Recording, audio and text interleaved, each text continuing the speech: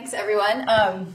So I'm going to actually take a even bigger step, sort of bigger picture for a minute, and then I'll get into sort of some more statistical aspects.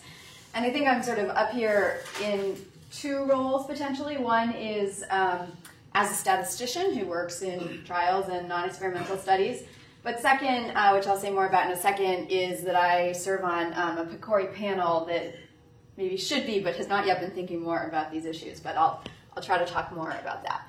So first, I actually do want to take a step back and just sort of, so how many of you have heard of PCORI? Well, Albert too. Okay. So just briefly, for those of you who don't know about PCORI, PCORI is the Patient-Centered Outcomes Research Institute.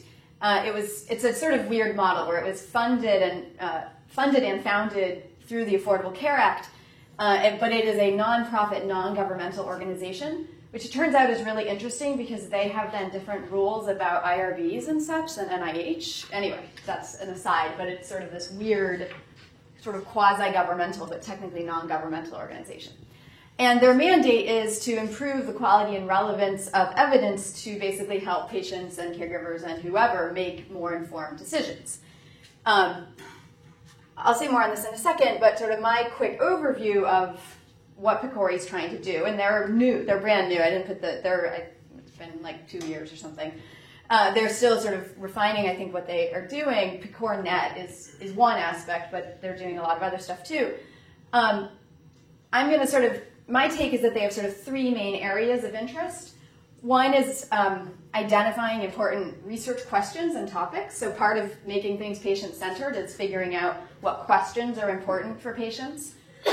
Second is thinking about doing trials and studies in general in ways that reflect a more representative population and sort of allow for more generalizable knowledge.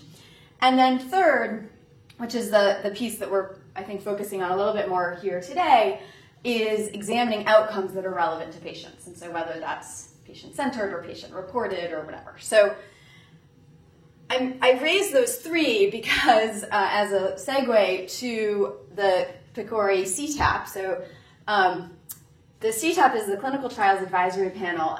There's, I think, 10 of us on this panel, and I'm the chair of the panel. And basically the idea of the panel is to provide guidance to PCORI on any of their funded clinical trials. So broad, sort of any trial happening, in theory, we can help provide guidance. We've been in operation for about 8 months now, 6 months. So it's still a little bit unclear what our real role is, what our real mandate is. One thing that in sort of preparing this talk I realized is that we have not yet really focused on patient-reported outcomes per se and sort of complications in that. What we have focused on more are sort of three other topics. One is the standardization of complex concepts, which it sounds a little vague, and it sort of is, but the idea here is like there's a lot of buzz around things like pragmatic trials, but no one really knows what a pragmatic trial is. So kind of developing some more guidance along that. So Merrick Zworenstein is chairing that subcommittee.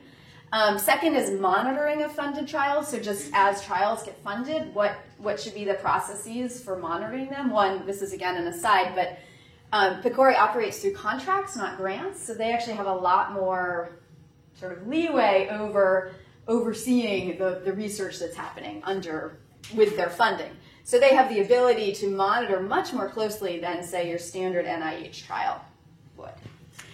So Craig Nichols is chairing that and is going to be thinking about, well, what is the right role and sort of how should funded trials be monitored over time. And then related to that is the third one, which is on recruitment, accrual, and retention. Margaret Michaels is chairing that, and that's sort of about how do we ensure that how do we ensure that the trials get sufficient patients enrolled and that they reflect a broad spectrum of the patients that really should be represented. So there's just a little background on the CTAP. I'm not going to read through all of this, but I wanted to highlight, so now getting back to sort of patient-reported outcomes. So if you don't know, part of what PCORI has done is come up with this whole methodology report where they've tried to put down on paper the standards for research. And as Steve Goodman, who used to be here at Hopkins, describes it, and I think it's a nice description, it's very minimal standard. So it's the very basic stuff that everyone would agree on. there'd be a lot of debate, and a lot of people would say, well, it should go further than it does. But he sort of, his take is they're sort of the basics that we sort of all totally agree on. So PC3, standard PC3, says that use patient-reported outcomes when patients or people at risk of a condition are the best source of information. And Albert and Claire sort of helped put this together, and I don't know if Claire's going to talk more about it, but this is just the text for it, and it sort of talks about the things you would expect, that there should be patient-reported outcomes used, they should be justified, it should be sort of clarified how they're relevant for this study, how the instrument was developed, and sort of evidence of the measurement properties.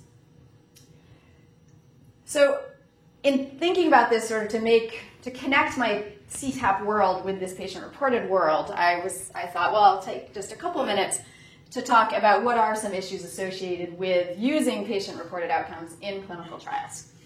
And I think sort of the big take is that, of course, as stated in the methodology report, it makes sense to use them. As we were just saying, getting patient-reported outcomes can really help get information and insight into whether something is effective in metrics that are relevant for a patient.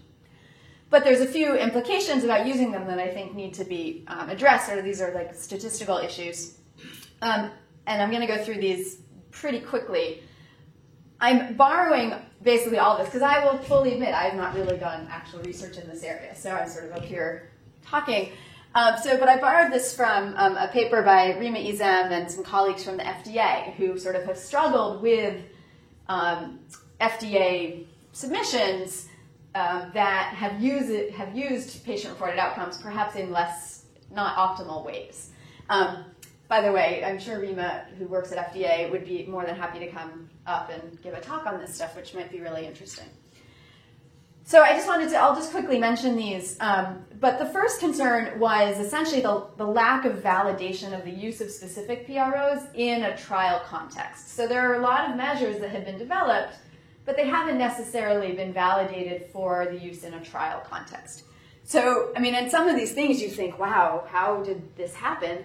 But for example, they have examples in the paper where there wasn't standardized implementation. So different sites might have been implementing these PROs in different ways. And apparently, even in one of the examples, it wasn't clear, like in some sites it seemed like they weren't actually patient-reported, like the clinician was actually answering the question sort of for the patient. So there just was a lack of precision about how these things should be done. Another example, lack of validation for differences, is, for example, the standard PRO had a certain recall window, but for the trial purpose, they made it a much longer recall window, like 6 weeks versus a year. So, and it's not clear how that measure would work with that change. And just in general, sort of a lack of full validation and really a lack of full knowledge about the measurement properties of these measures. Second concern is about how to handle multi-item patient-reported outcomes.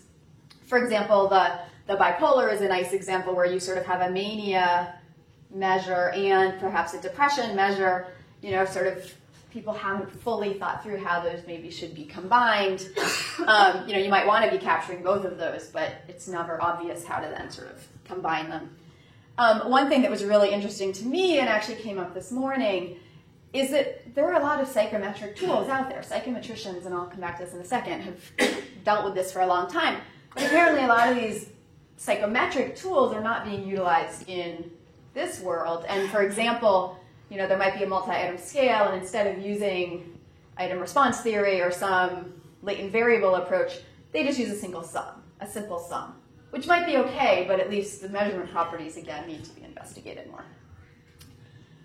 And then the third concern is missing data, in the sense that, if something's not being collected as sort of standard clinical practice, if you have to actually go talk to the patient, which, we want to do, but that might lead to different patterns of missingness, and in particular, a concern about non-ignorable missingness, where the fact that you can't get this information from the patient may reflect something about what's happening for them.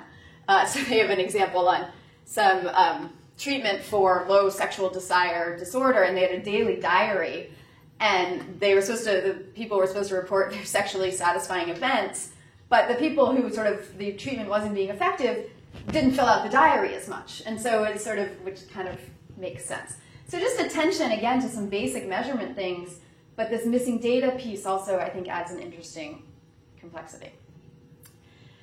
So moving forward, sort of my broad take is that I think I'm going to echo the point about sort of common item banks or sort of common measure banks is crucial. And some work I do, I struggle with this a lot. And it's really hard to make use of multiple data sets if you don't have common measures. But the other thing I want to highlight is that there's a lot of advances that I think partly just need to get carried over to this world. So I work in mental health and education where we almost never have directly observed outcomes. So clinical trials sometimes have been in a nice world where you can just directly measure cholesterol, you can directly measure whatever. In education and mental health, as Evan showed, we never have a direct measurement of depression or of educational achievement. So I think there's a lot of things that have been learned in those fields that could perhaps be better transferred over here. And then sort of similarly, there's a lot of recent advances in missing data, which I think are going to be particularly relevant in this context. And I will give a plug. Dan Sharfstein in the Department of Biostatistics here is working on this actually with a PCORI-funded grant, working on sensitivity analyses for non-ignorable missing data. And if you're interested, he's doing a short course at Hopkins on January 12th. You can go to missingdatamatters.org for more details on that. So just a plug. But again, I think just highlighting that there's some meaty statistical issues, but there are also some things and lessons that we can learn from other fields to make progress. Thank you. I don't know, I might have used up all my time. Maybe a quick question? Yeah. Yeah, you mentioned FDA, and actually so many clinical trials in the pharmaceutical industry are international now, and there are tremendous cultural differences in all of these, not just patient-reported outcomes, but even those coming from instruments. And I think that is, I know that is why the quality of life is not caught on as people had at one time.